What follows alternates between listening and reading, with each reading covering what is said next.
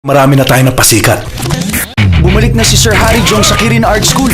Ang ability niya, malaman kung sinong sisikat ng sobra. Mga superstars. Bawat isa may dahilan.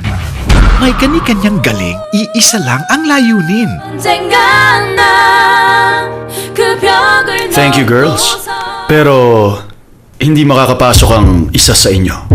Ho! Kung hindi niyo po kami ipapasa, ibagsak niyo na lang po kaming dalawa.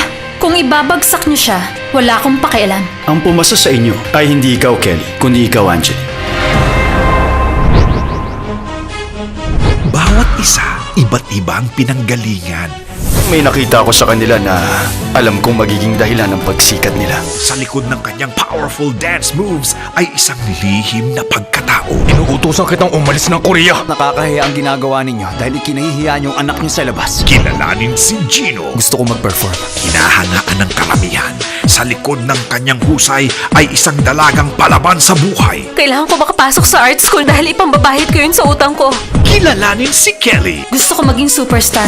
Ang simpleng probinsyano may itinatago palang talento. Gusto mo bang maging singer? Maging tulad ng iyong ama? May iba akong rason. Dahil ba dun sa babaeng nakituloy sa atin? Kilalanin si Marco.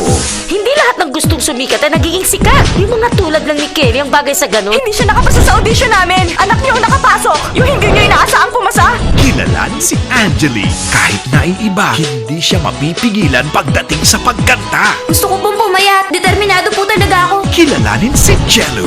Sa kabila ng kanyang cool image, isa siyang binatang mapagmahal. I go for it kapag interesting. Kilalanin si Jason. Hanggang saan ang kaya nilang gawin, matupad lang ang kanilang mga pangarap. This summer, get ready for the most successful Korean drama of 2011. Magiging isa ako napakagaling na singer para talunin ka. Dahil ba kay Kelly? Starring Korean pop stars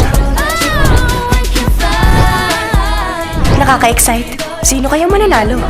There are no boundaries. Sigurado mananalo ako sa contest. Okay, fine. Good luck na lang sa'yo. As long as you believe, you can. Dream High. Ngayong April 16 na sa Primetime Bida.